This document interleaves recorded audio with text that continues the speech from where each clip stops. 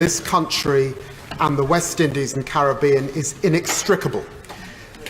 The first British ships arrived in the Caribbean in 1623, and despite slavery, despite colonisation, 25,000 Caribbeans served in the First World War and Second World War alongside British troops. When my parents and their generation arrived in this country under the Nationality Act of 1948, they arrived here as British citizens. It is inhumane and cruel for so many of that Windrush generation to have suffered so long in this condition, and for the Secretary of State only to have made a statement today on this issue. Can she explain how many have been deported? She suggested earlier that she would ask the High Commissioners. It is her department that has deported them. She should know the number. Can she tell the House how many have been detained as prisoners in their own country? Can she tell the House how many have been denied health under the National Health Service? How many have denied pensions? How many have lost their job?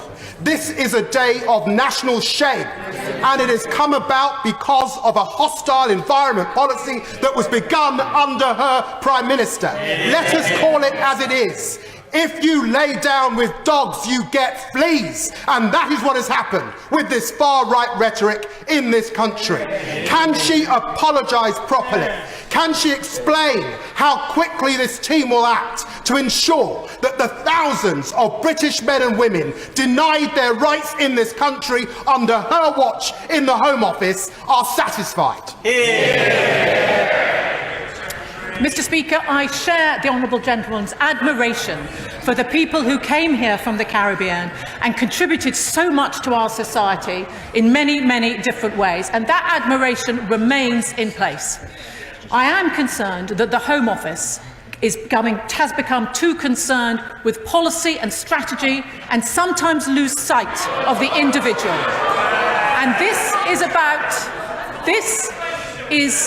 about individuals. And we have seen the individual stories, and they have been, some of them, terrible to hear. And that is why I have acted.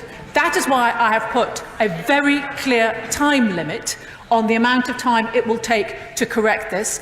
That is why I am so committed to ensuring that there is no cost involved.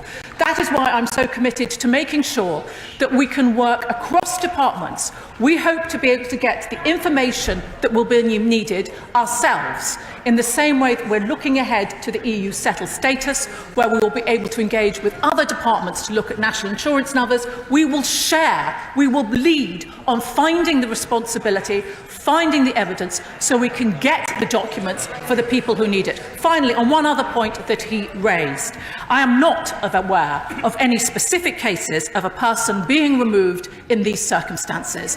That is why I have asked the High Commissioners, if they know of any, that they should bring it to me. And I would ask anybody here, if they know of any such circumstances, they should bring them to the Home Office.